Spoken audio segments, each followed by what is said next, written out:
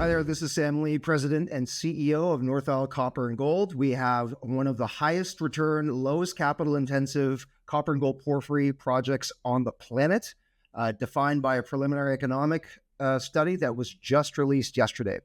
Our project is located in British Columbia, Canada, that spans a 35-kilometer porphyry district that we have just only scratched the surface from an exploration perspective and are now fully funded in 2025 to continue our discovery success in our highest grade and margin zone in the Northern Corridor. Sam, good to see you. So, yeah, good news yesterday. Let's start with the numbers and I'll get into the whys and so forth. So, top line. Sure. So our preliminary economic assessment was based on analyst consensus pricing at 7% NPV. And I'll get into that in a bit. And that yielded an NPV after tax of about $2 billion.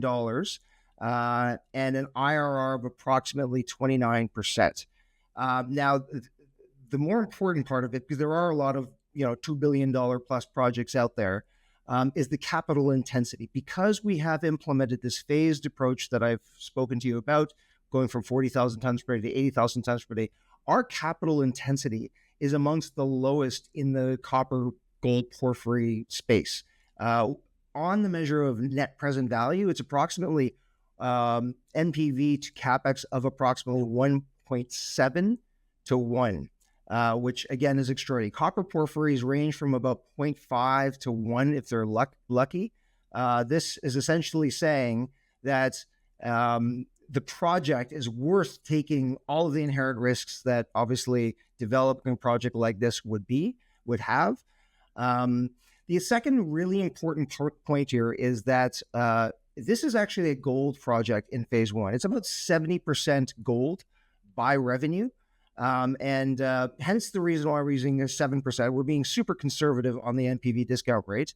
Most, if not all, gold projects are usually done at about a 5%, but we use 7%. So it's about 200,000 ounces of gold and 50 million pounds of copper a year in phase one.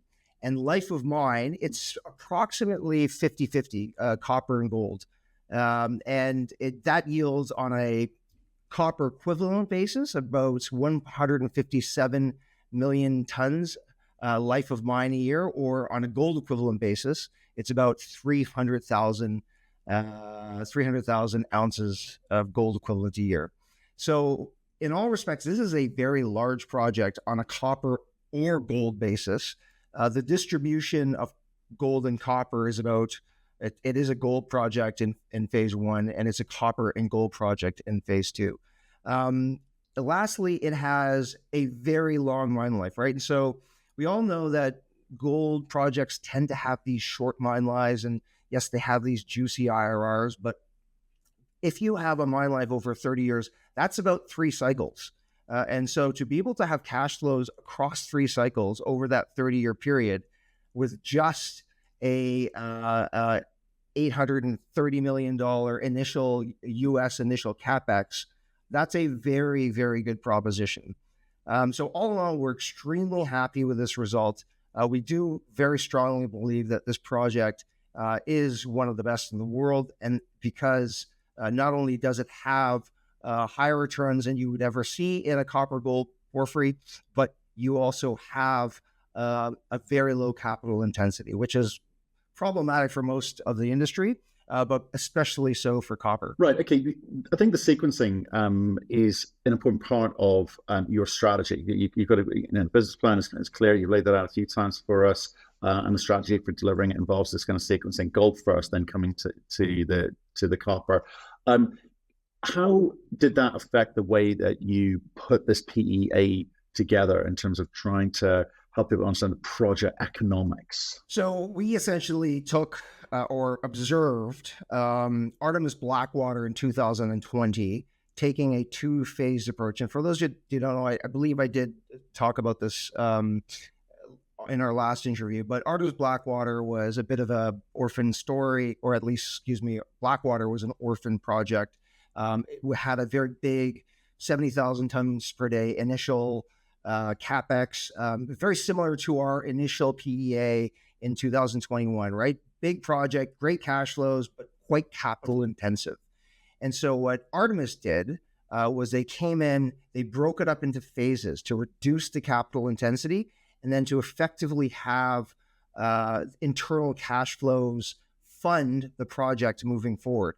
And so that's exactly what we did. I don't know if your viewers can see this slide, but our project has essentially broken it up into two phases. The first phase is 40,000 tons per day. The second phase is about 80,000 tons per day. So it's essentially just twinning the mill. The initial capex, as I said, is in and around 850 million US, which essentially gets you that 40,000 tons per day. But as you see in this chart, by year 2, or to be exact, 1.9 year payback, you essentially start producing free cash flow, after tax free cash flow, because the phase 1 is so robust. It has that 70% margin that I talked about before. And so starting in year 3 or 4, then you're going to show that ability to fund phase 2, which is only approximately another $400 million US.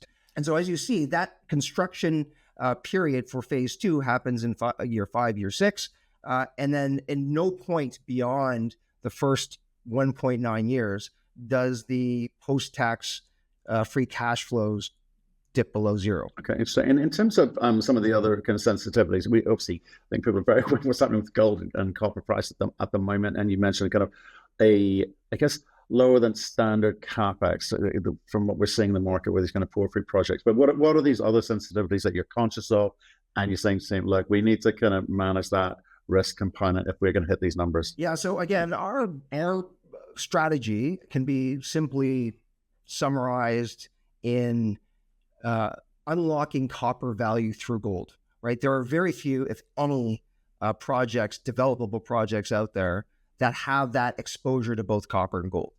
And so as a result, because we are so heavily attached to both commodities, but especially gold in the first phase, our NPVs from $2 billion after tax base case analyst consensus assumptions goes to about $3.8 billion at spot prices today.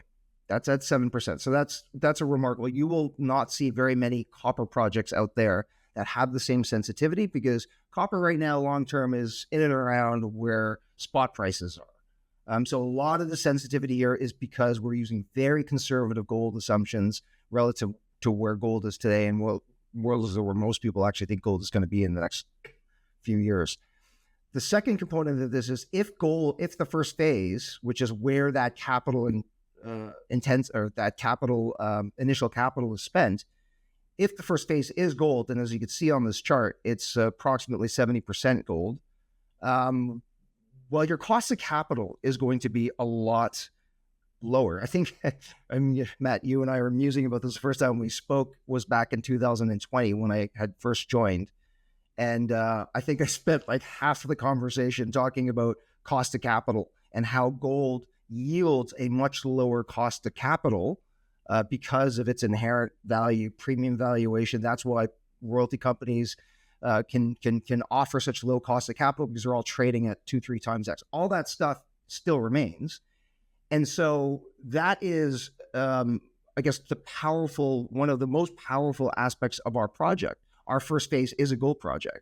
And so if you actually use a proper 5%, industry standard 5% in the analysis, the project then moves to $4.8 billion after tax, which is, again, there are no copper projects that have that leverage to, the upside, right? Because yes, we all believe that copper is going to be king in the future. I don't think there's a single industry participant that doesn't believe in the long-term proposition of copper, but it's not here today. We're not seeing that conviction translate to today's market, where we're seeing copper prices pretty much at the levels of long-term analyst consensus. Analyst consensus is 420, which is what we're using, but copper prices are hovering around 450 right now, right? So you see that conviction in the long term of the copper, but not in the short term. For us, we have exposure to both, not the long term, but what bridges us to that long term is the value through gold. Right, and remind me, okay, yeah, we talked about kind of cost of capital, and for sure, this kind of low capital intensity that you've got with it, like in PA, I'm going to go plus or minus 30%, but a long way to go in terms of firming up the economics. But give me a sense of where you're at in terms of margin, because you talk about high margin, and that's important here. Not just the big turnover numbers, revenue numbers. I'm like, does this thing make money? Yeah, I'll revert you back to that slide that I showed you before, right? By a year and a half, by 1.9 years, so about 2 years into the project fully pays back that $850 million US capital, right? So I'll actually refer you to another slide here. So we did a bit of a comp study. And my background, obviously, I did this for a living pretty much as an investment banker for 20 years. And we selected the projects that we thought were the most reasonably advanced, right? And that, takes into account, political risk. It takes into account funding risk. It takes into account infrastructure, all that stuff that we say, this is probably the next 10 years of copper projects that are out there. And then we separated them into size, right? Because size does matter in this case. It's bigger than $2 billion NPVs and less than $2 billion NPVs, right? And then we proxied our metrics against the averages of those projects, not wanting to call anybody one out, right? So on average, our IRR of 29% after tax is well above the average of projects bigger or smaller than $2 billion. In fact, I think there are typo error. I apologize, but the NPV of greater than 2 billion and NPV of less than 2 billion should be switched. So it's reasonable to think that NPV with greater magnitude is going to have a lower IRR, right? Because the capital intensity is bigger. So 22% relates to projects with NPVs of less than $2 billion. 18.3 relates to projects that have NPVs greater than $2 billion. Again, close to 30% for us. That is industry leading. That is world leading. When you look on a payback, so that's a very important metric. But when you look at the payback, right? How quickly can you actually pay back the initial capital, right? This is absolutely imperative for not only big projects that are looking for lending, but also for small projects that are looking to realistically develop a project. While our payback of 1.9 years is by far the lowest within the group of both 2 billion plus, 2 billion less than $2 billion NPV, of 3.0 on average for 2 billion plus and 4.6 years payback for. And this is the biggest problem of, quite frankly, the copper industry. The copper industry is too capital intensive. It's not like gold, where you can kind of rip off a 5 to 10 year project and then pay back in a very short period of time. It's very long dated because these projects are big. Porphyries are big by nature. And if you want a 30-year project, you're going to have to assume a 4 to 5 year payback period. You're going to have to assume a 10 to 20, if you're lucky, 10 to 15% IRR, right? And that's the beautiful thing about our project, how we've built it today. It completely alleviates that. And again, this is about almost a 30-year project. So it transcends individual cycles. That's 3 cycles pretty much, right? So that is also something that you get, that option value you get as part of exposure to this project. And then in terms of the metrics on capital intensity, like if you're a big senior company, they focus on US dollars per ton of copper equivalent, and the market tends to focus on initial capital the initial NPV to initial capex, right? So regardless of what metric you use, this is one of the lowest capital intensive projects on the planet. So, I think these are the 4 things that maybe some viewers don't appreciate, how to distinguish projects from each other, but it's effectively returns, longevity, size, optionality, and capital intensity, right? That is kind of how you put it all together and figure out what is a good project versus what is a project that's a little bit more long dated. Right. Okay. We talked about different phasing of this thing, and and return on capital investors is absolutely critical to this, and shoring up those balance sheets over a long life of mine. But at the same time, it's how do I view this as an investor, maybe new to this? I mean, the existing guys know what you're doing here, but people new to this say, right, we're getting after gold first. It's a relatively simple open pit project, and that's what you're kind of buying into first, and that's going to fund the big upside on the copper, which is a kind of longer lead time.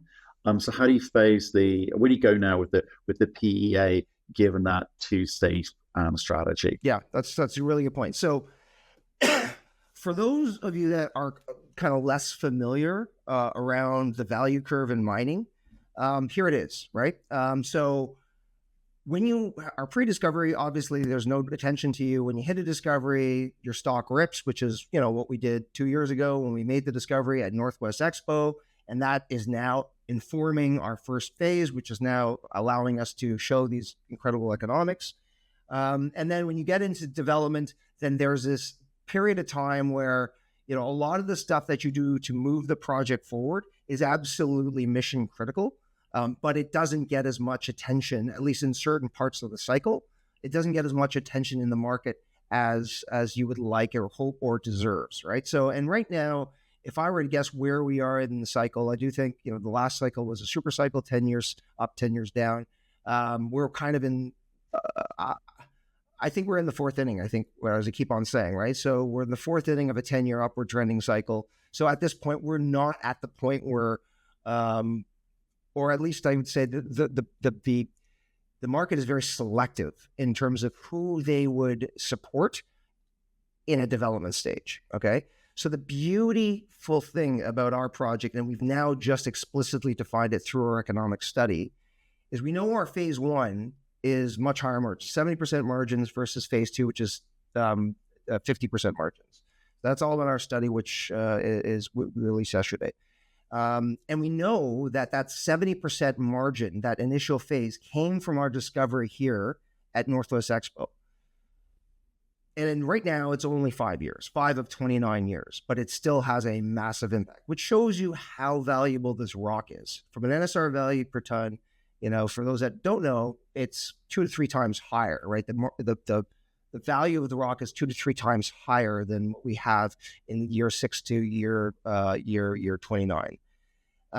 So our focus and strategy for this year, which is fully funded, is to focus exclusively on that northern corridor, including a project we call West Goodspeed, which we actually made a discovery last year, but we didn't have enough time to put it into a resource. We had 16 holes. So about 85% of the drilling this year budgeted currently for this year is to not only put West Goodspeed, which is in that northern high margin corridor, into a resource, but to extend the current 1 kilometer strike of West Goodspeed. So, all that to say, for people who probably don't know the industry or the geology as much, the growth, the ability to grow the project is essential to the survival of any single asset junior company. Like it is absolutely critical. And the growth has to come, well, in my opinion, the growth needs to contribute to something that is relatable, right? So if you have a junior company that has 3 different projects in a terrible market or even a good market, the two, and they're separable projects, the other 2 projects usually don't get any attention. So that's why you see companies spinning off projects and doing proper work. That was, by the way, what happened with NCX back in 2017 when they spun out Los Helados they spun out Filo and Jose Maria, and look how that's worked out for them. So my point simply is that our focus, our objective here is to still remain in that high leverage growth curve, part of the curve, through the exploration of what we already know is a high margin area, the northern corridor. Lastly, speaking of the Filo Jose Maria success story. It's my view that companies like BHP don't really care about single asset projects, right? They care about district plays. And again, this is my view. That deal for Filo wouldn't have been done without Jose Maria, which Jose Maria is the first 30-year big open pit production that bridges to whatever it is at Filo, which is a very, very, increasingly larger and larger resource base. That's the Vicuña district. That's what makes that appealing to a BHP, right? It's not a single asset exposure, interest. So maybe we'll get there in terms of the second half of the cycle and, things change. But right now, that's what the seniors are focused on. So senior integrateds are focused on. We have 35-kilometer district, which now through the PEA has defined this quote starter pit for, for a major company, right? Their first 30 years.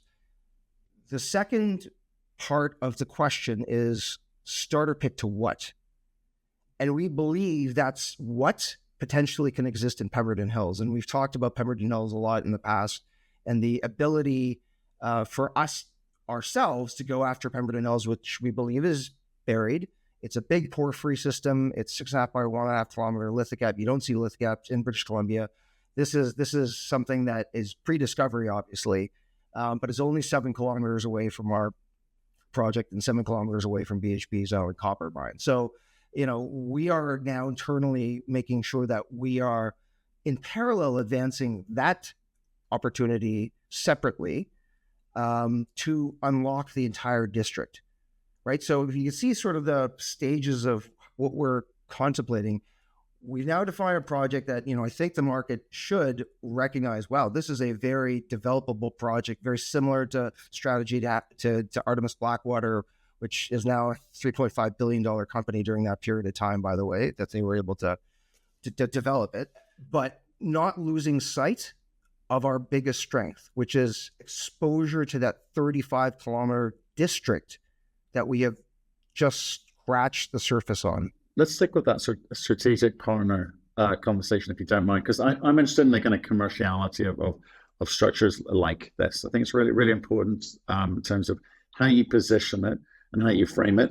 I think it's really important that we understand how you use your balance sheet from a position of strength or from a position of need. Okay, so if we look at this this starter pit, it pays back real quick. It throws off a lot of cash, and it gives you the money to be able to go off and explore and develop at that 35-kilometer stretch. On the other hand, you've also got the potential of this very, very large copper play, and maybe strategic partners might be relevant to you at a point of your choosing, given the amount of cash that you may be able to produce. So in all of this, timing is important for you. It's just when you start making these sorts of decisions, when you start making these sorts of announcements, and what type of structure they are. Because again, farm-ins, JVs have a very different feel. You talking about getting free carry and sort of, being a kind of passive passenger is one version, or having the cash and ability to kind of get after your own kind of value creation component of this as well. So how do you, I know it's a PEA, it's early days, but we're talking strategic partners. So let's kind of go there in terms of the optionality available. Like at its core, the strategy internally is always going to be driven by limiting dilution as much as possible, which should really make shareholders happy and feel like they're aligned with management, right? Because management owns and board owns about 20%. Insiders own, not insiders, cornerstone investors within that group own about 40%. So in total, there's about 60% that we, are held within six people. So we always have to sort of understand what is the result for the level of dilution? And, a very simplistic way of thinking of it is, if you can't see a 3x return in a reasonable period of time being 1 to 2 years, then it's probably not the time to be doing what you're doing, right? And so exploration has always been the best way for our growing company to minimize dilution and maximize those returns. And you'll see that. Since the first time we talked, we've done exceptionally well. In fact, I think we're probably the last 5 years, I think we're the best performing junior copper stock out there. So, that has served us and our shareholders well. As we get to this point where we're now $150, $160 million market cap company, we're approaching 200, 300, 400, or whatever that number is, that level of dilution we're able to, the absolute amount of dollars we're able to raise for pretty much that same discipline of dilution expands, right? And that can allow you to fund development projects with the same level of dilution as we've been funding our exploration projects, right? So all that to say, we will, again, always follow our principles and make sure that we're protecting the denominator as much as possible, the level of shares we have outstanding as much as possible. And there's lots of ways to access strategic partners that enhance that ability to issue at higher levels, right? So, cornerstone investors from strategics. We've all seen, I think there was a really good example recently of Arizona Sonoran, which I think is another developable, is one of the few developable projects out there as well, where they were able to, raise $30 million and then go after a strategic investment with Hudbay 9.9% to get them that $50 million that takes them to sanction, right? So that I thought was a responsible way of advancing the development program without blowing your brains out and doing a tremendous amount of dilution and disservicing your shareholders. And shareholders have rewarded them for it since that last strategic investment. So absolutely, that's on the table. There's a lot of other things. When you talk about earnings, so the way we would look at earnings is, so we've come to the conclusion that the rationale, the strategic importance of Pemberton Hills is that it opens up the district, right? Which essentially includes what we've just defined in our PE, the North Island project. And so an earn-in would only be related, if we were to go down that route, related to that project specifically, Pemberton Hills. We would not give up any ownership interest in the current project that we've just defined in the PEA. It would only be on Pemberton Hills to help us get that discovery hole, unlock the district. There's already been over $5 million spent. Like, this is not a pie in the sky, hope that we're going to find something. We believe we're very close, and it probably takes, $20-30 million, like it took Philo in 2017, to actually drill this thing properly and get a discovery hole, right? So that to us is worth the dilution just at that project level versus at the corporate level or versus at the North Island project level. So yeah, I don't want people to come away thinking that we're going to be selling the majority of our core project, which in this case is North Island. No, the only reason I ask is that portfolio projects do tend to have I know at the sort of stage we're saying, like, this is the capex is appealing. It's manageable for sure. The ratios are good. But those things tend to kind of maybe evolve in terms of, I'm just interested in that optionality. And I know it's early days and it's hard to say what you will or won't do, but it's interesting to talk about. So you bring up a good really point, which I haven't addressed yet. So there's actually the reverse of that scenario, which is if we have exploration success at West Goodspeed, and again, West Goodspeed right now is already 16 holes. We've budgeted 85% of our $7 million program for infill and expansion at West Goodspeed.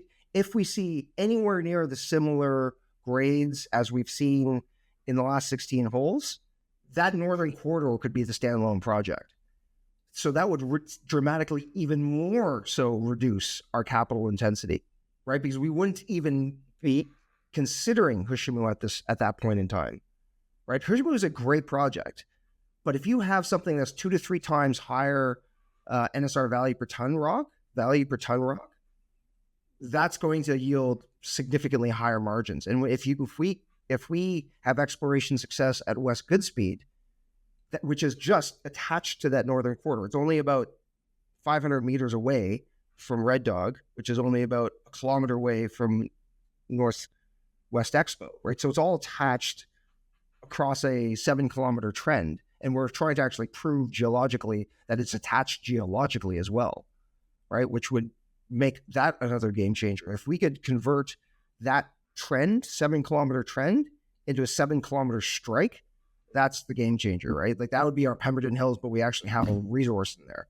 But like baby steps. The rationale of doing what we're doing today with this $7 million program is that if we could add West Goodspeed to the mix, there is a possible scenario where we make that northern corridor, that phase 1, a standalone project, which we've obviously assessed with Asenko, our project engineers who were the QPs for our study. We've assessed three projects. One is a standalone just in the northern corridor. 2 is what we've just released, and the third one is actually how do you jack up the NPVs by increasing throughput dramatically to 120,000 tons per day, which we're not going to consider because that really does also impact the capital intensity, right? So we have those studies already in our data room, but it's to your point, like the objective here is if we're still a standalone company next year, then we are not going to be looking to expand the capital intensity of this project, right? So we're going to do everything in our power to justify or reduce the current capital intensity metrics that we've just shown, which are industry leading today. Right. So there's a good conversation. There's a really good conversation. So if I to take that thought, still maybe a little bit further, and we say, look, the market has been rewarding certain business models, I think, for the last year and into this year. You've got an exploration component to what you're doing. So you're good at finding pounds, you're good at finding ounces. And there's an argument to say, well, why wouldn't I continue to do that? On the other hand, you've got a project which is big enough for a company of your size to kind of get going and get after.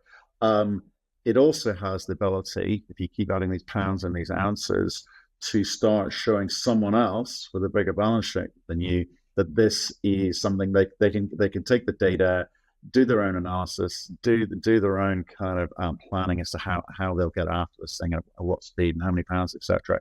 So how do you get that balance? What do you think the market is rewarding? The PEA, I think, sort of a nice reaction in the market because people seem to like the fact you put some numbers around this, but at the same time you're saying we can produce more pounds and more ounces, and that's also should be valuable. So have you changed your thinking at all for 2025? So, I think, everyone talks about corporate governance as being a little bit of a lost art, but the mission, vision, and value statements of any corporation should be your guiding beacon with regards to how you make decisions. It should never be what the market thinks, or you should never be playing to what you think the market is going to like, and that's why you're doing it. Yes, that's important. Yes, that should be a consideration, but it should never, ever be your guiding beacon. So our mission, vision, and values for our company, and it's on our website, and if you read it closely, it is to develop this district as quickly as possible, whether it's us or it's somebody else, right? So we are not possessive about our legacies. We don't view this as our legacies. We don't view this as our project. I am a CEO representing all stakeholders, rights holders, landholders, right? And so my responsibility is to make sure everybody wins in this. Everybody wins. And so therefore, the guiding beacon for this company is to get this project advanced as quickly. So not this project, get this district advanced as quickly as possible.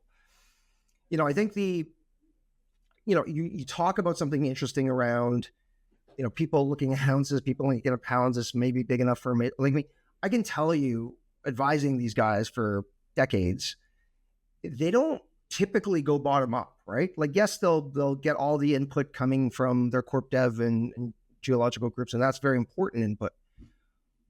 But everything comes from the board level, right? It's a board direction with the CEO obviously involved in that. And then that is a direction that flows down to the general ebbs and flows of how a company moves. And at the board level, inherently, it is big picture. It is, what are the 10, 20-year things that we need to be considering for all of our stakeholders, right? And so recently, that's been obviously decarbonization themes, ESG. I know it's contracted a little bit, but boards tend to not weave as quickly as the market does, right? And the things that are really important to boards is that, if this project's going to be built in 10 years, what is that 10-year environment going to look like in 10 years, right? If this project doesn't start producing, not our project, but any project doesn't start producing in 10 or 20 years, what is the world going to look like in 20 years? That's what boards think about. And so I think that, what the connection I'm trying to make is that in the last 30 years of being in the mining industry, I have never seen such political alignment in Canada for the natural resource industry. It's always been the natural resource industry is kind of, we're past that. We're now this developed country that, doesn't need to associate ourselves with it anymore. We want to be value add, et cetera, et cetera, et cetera. And that's a shame. That's, I think, the biggest reason why, Canada wants a leading mining nation, and like real mining nation, not mining finance nation, but a mining nation, how it's lost its mantle to, the countries in South America, and we've talked about South Africa and stuff like that. But what we see today now, and, yes, it was triggered, at least the political rhetoric was triggered by these Trump tariff threats. But once Trump came out with those tariff threats against Canada and Mexico 2 weeks ago, the government, provincial, federal, municipal, everyone was prepared to sing from the same sheet that we need to establish our economic independence from the US. And the only way to do that is to use our greatest assets, which are natural resources. And then 2, we need to be less dependent on having the US as our customer, which means that we need to build our global relationships, Asia, Europe. And unfortunately, over the last 20 years, we have not built the pipelines that are required to distribute our commodities that are in the middle of our country to the sides of our country, right? Our project is on the most westerly part of Canada. It is we have the closest deep sea water port from continental America to Japan, which is where BHP sold its copper and moly concentrate. Japan being one of the most coveted trading partners with Canada. There are no pipelines. Hell, there are no roads that need to be built to get it to that port, right? Everything existed. Hundreds of millions of dollars of infrastructure has been spent by the governments, by the Canadian provincial governments, to build this infrastructure only kilometers away from our project for a project that was as big as what we're contemplating right now. So politically, there is absolutely nothing standing in our way. And the alignment has never been stronger. And that's what interests boards. That's a big conversation, a political conversation, an infrastructure conversation, which we should definitely pick up, and maybe we could pick up with another chap who'd like to. We should do a session together. But look, I know you've got to go and see a joint friend of ours in a second. I'm just conscious of time, but I've been wanting to ask you this: that you're first principles guy. We talk about cost of capital, we talk about that return on capital invested, et cetera. So, the money side of things is important, which kind of brings me back to the share register, right? You talk about 20% with management and the board. You've got, 40% held by 6 people, I think you said.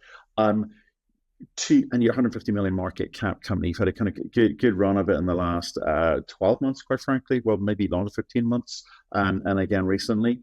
But you're gonna need to kind of get that liquidity and trading going from more institutional investors. You're gonna have to get them on board. So how do you go about that process from this point? Yeah, maybe I'll kind of throw that question back to you, because from what I'm seeing, institutional investors don't trade in the market for companies sub $1 billion. That's my right? point. That's my point. So, How do you get there? Right. How do I get to $1 billion, or how do I get institutions? How do you get to the point? Because I think maybe $1 billion, but I would also argue, 500 million is where we start getting them to have a little take a little piece of this thing and kind of work their way up. So what have you got to do? Oh, okay. Sorry. Those are two separate questions, right? So the institutional base has grown. Every single deal we've done in the last at least 4 years, we've added one more big multi-billion-dollar institution group into our. So we're now at, it's called 20% institutionally held, right? But these institutions, thank God, they put it into their illiquid fund, right? So they don't touch it, and I don't know what each one has, I'm sure, different durations, but they don't touch it, right? They're not trading it. And they probably, these are institutions that deploy three, Franklin, we announced 2 things ago, they took a $5 million deal all by themselves. If they were to buy $5 million in the market, that would absolutely put our share price out of whack, right? So they would never come in at this point and buy or sell their shares in the market, right? So, and then we've continually built up very credible institutions like that. So the question you're asking is how do you generate more liquidity in the market? I think that's a question. I don't see it coming from institutions. I actually see it coming from retail high net worth. I think that is the area that, for whatever reason, people just have not been comfortable coming off their pedestal. I obviously was the advisors to the stars at CIBC and very institutionalized. And the idea of having to speak to 30,000 people as opposed to 3 people was very daunting to me. But I think that's your answer. I don't think it's the liquidity is coming from institutions. Okay. But there's usually this kind of transition, we've got this kind of transition between moving from a retail stock to a little bit more institutional, and then kind of moving getting to that point where you're kind of getting bigger ticket riders into the stock. It's kind of where you want to be. Is what most companies aspire to. 20% is good, 70% is better at some point. That's the question. I think maybe not for now, but that's what I'd like to understand about what that transition looks like. I think that sub $1 billion market cap, you will find very little institutional trading in the market. That's kind of my view, and I think that's fine. And so your question is a very good one. How do you then become $1 billion plus? And that's for another discussion. It is. Right, you go have your meeting. It's good to see you. Congrats on the PEA. Thank you, Matt. It's nice to see some numbers on this thing, and people can get a sense of the scale and of the opportunity in front of you. So, Sam, we'll see you soon. Thanks very much, Matt. Talk to you soon.